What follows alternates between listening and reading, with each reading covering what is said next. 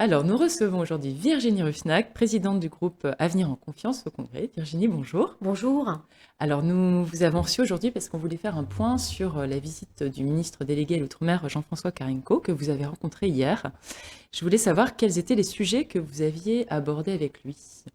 Écoutez, d'abord, féliciter la démarche, parce que nous avions appelé de nos voeux voilà, le retour d'un État très présent pour engager ces discussions, pour sortir de l'accord de Nouméa et proposer aux Calédoniens un projet d'avenir, des institutions réformées, plus efficaces. Et je pense que la mission du ministre était vraiment de renouer les fils du dialogue, ce qui est une nécessité pour remettre l'ensemble des partenaires politiques autour de la table, ce qui est de l'ordre de notre responsabilité.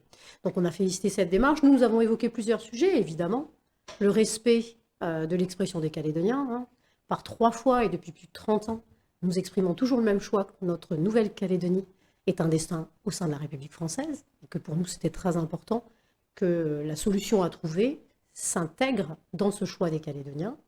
Ensuite, nous avons exprimé, alors nous avons compris que le calendrier n'était pas forcément inscrit dans le marbre de ce qui était envisagé au préalable, Par rapport mais au référendum de projet. référendum de projet, on a compris qu'il y avait des évolutions, enfin pas des évolutions, mais en tout cas des hésitations. Nous avons affirmé que pour nous c'était très important que les discussions s'amorcent le plus tôt possible, que ce soit des discussions sincères, approfondies et qui aboutissent effectivement à une nouvelle solution et des progrès d'évolution pour la Nouvelle-Calédonie.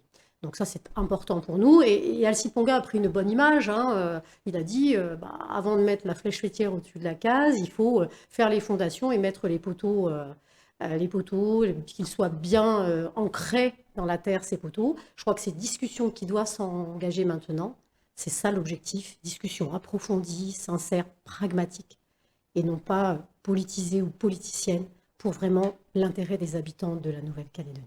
Quel accueil vous a-t-il fait par rapport à ces messages que vous lui avez portés, notamment sur le respect de l'expression démocratique? Est-ce qu'il vous a confirmé la position du président de la République, qui date de quelque temps maintenant, à savoir que le résultat des 3 référendums serait bien pris en compte et que la Nouvelle-Calédonie resterait dans l'ensemble français? Alors ça, nous avons été plutôt rassurés par les paroles du ministre et des conseillers, à la fois du président de la République, de la première ministre et effectivement du ministre de l'Intérieur et de l'Outre-mer, Gérald Darmanin.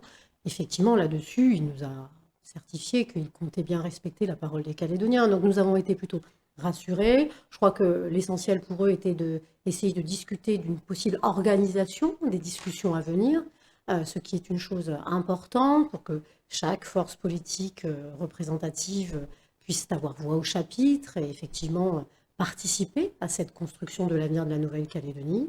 Et donc là-dessus, nous avons été plutôt rassurés. Alors, par contre, ce sur quoi nous avons beaucoup appuyé, c'est le fait que nous n'accepterons pas qu'une nouvelle élection provinciale se tienne sur un corps électoral gelé. Ça veut dire que aujourd'hui, c'est ce corps électoral qui fait que dans les institutions calédoniennes, les non-indépendantistes sont mis en minorité. Vous savez, 4 des 5 institutions sont dirigées par des indépendantistes. Et par conséquent, nous n'accepterons plus ça, alors qu'à l'échelle de la population calédonienne, nous sommes majoritaires. Les référendums l'ont prouvé. Donc Pour vous, c'est important de revenir sur ça? Absolument. Aujourd'hui, c'est transitoire, ce gel du corps électoral.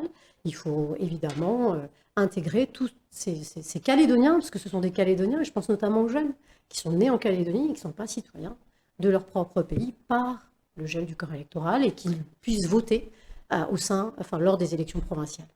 Est-ce que vous êtes aligné sur ces sujets avec le groupe Ensemble, la Confédération Ensemble, ou est-ce que vous allez porter chacun des projets différents?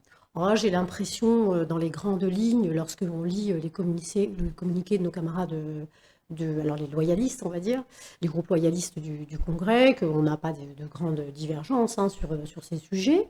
Et puis effectivement, vous avez raison de le dire, moi j'appelle de mes voeux qu'on puisse échanger le plus possible pour essayer de porter un projet commun. En commun. C'est ce que nous avions dit avant les législatives, la nécessité des non-indépendantistes à se parler, à nourrir un dialogue apaisé, avec évidemment l'impact de non-agression dans la période qui s'ouvre aujourd'hui, de façon à construire un avenir pour les Calédoniens et face à des indépendantistes qui souvent sont unis sur ces sujets.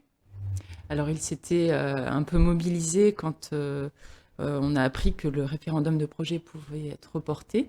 Vous n'êtes pas monté au créneau spécialement. Est-ce que c'est quelque chose qui vous inquiète, ce report éventuel du référendum de projet dans le calendrier, notamment par rapport au provincial de 2024? Il ne faut pas qu'on laisse flotter les rubans, comme ça a été le cas depuis trop d'années en Nouvelle-Calédonie, où on laisse les choses se dégrader. Il faut maintenant engager ces discussions. Nos institutions sont à bout de souffle. Il faut les réformer pour que la Calédonie puisse avoir un vrai développement. Vous avez vu, les acteurs de la société civile le réclament, notamment les acteurs économiques. Notre pays a d'énormes potentialités, la Nouvelle-Calédonie, et aujourd'hui, ce pays ne se développe pas autant qu'il le pourrait à cause de ces enjeux institutionnels. Donc l'ouverture des discussions, c'est urgent, c'est important, et il faut le faire tout de suite. Et effectivement, il ne faut pas laisser traîner les choses dans une forme à la fois d'ambiguïté, mais qui génère aussi de l'instabilité.